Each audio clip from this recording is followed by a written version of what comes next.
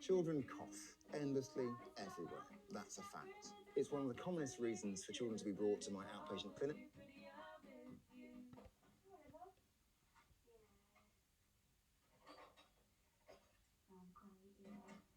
Children cough endlessly everywhere.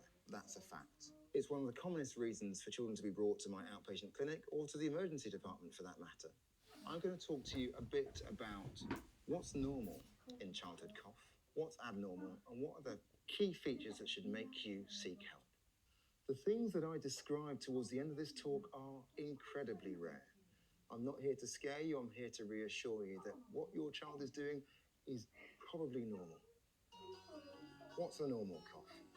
Healthy 10-year-olds will have around 11 bouts of coughing in a normal 24-hour period. That's healthy. Young children will have up to 12 colds in a year. When children get a cold, they will cough for 2 to 3 weeks. With that in mind, you can imagine that it's difficult to find a point when they're not coughing, and that's normal. So how do you treat a normal, bog standard cough? Well, the first question is, do you need to? Most children with a cold will cough for 1, 2, maybe 3 weeks, and then they'll be fine. And actually, that cough will be part of the way in which they clear the chest of any secretions that are causing irritation. If your child is coughing to the extent that they're getting no sleep, that they're in pain or significant discomfort, or they're vomiting all the time, you may want to do something to relieve those coughing symptoms.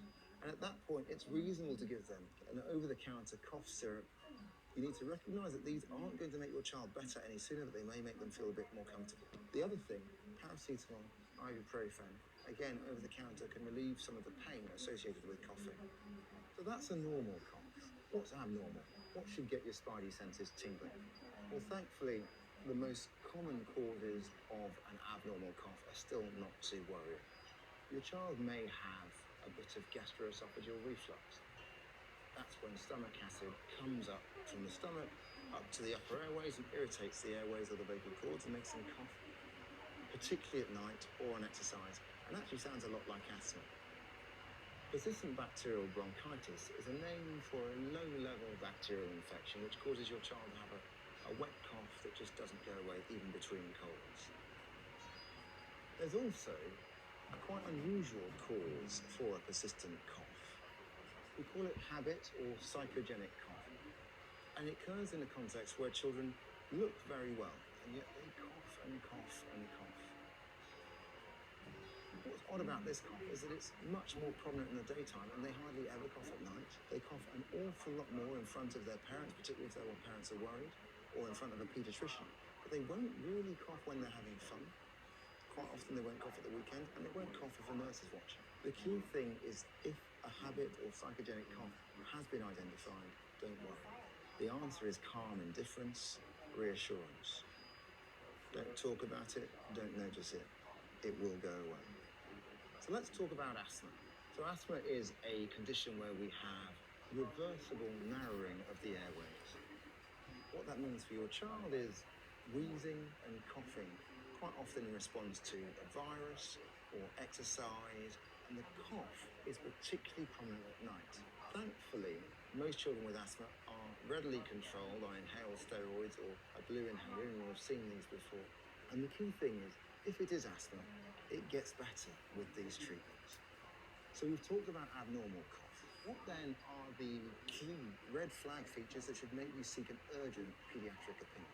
We've talked about a wet cough that doesn't go away. But if you add to that a child that has also had severe breathing difficulty, maybe at birth, has had a runny nose since birth, and maybe gets recurrent chest infections, these may be a sign of immune deficiency, so a weakness in the immune system, or more rarely, a condition called PCD, or primary ciliary dyskinesia, where the hair cells that line the upper and lower respiratory tract don't waft mucus out effectively.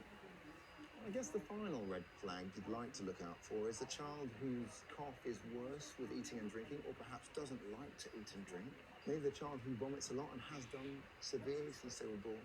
This child may possibly have cough related to aspiration, that's passage of food and drink into the lungs, perhaps through an abnormal connection between the breathing tubes and the feeding tubes, something we call either a fistula or a laryngeal cleft. or perhaps due to severe gastroesophageal reflux. So at this point, I think it's probably helpful to go back to where we started. Children cough. It's what they do. It's normal. It's even healthy. If you have doubts based on anything that I've said, that's why you have a GP. That's why we have paediatricians. Thank you for watching. I hope that that's been informative. Please do subscribe to the YouTube channel for more content on this and other childhood subjects, and we'll see you soon.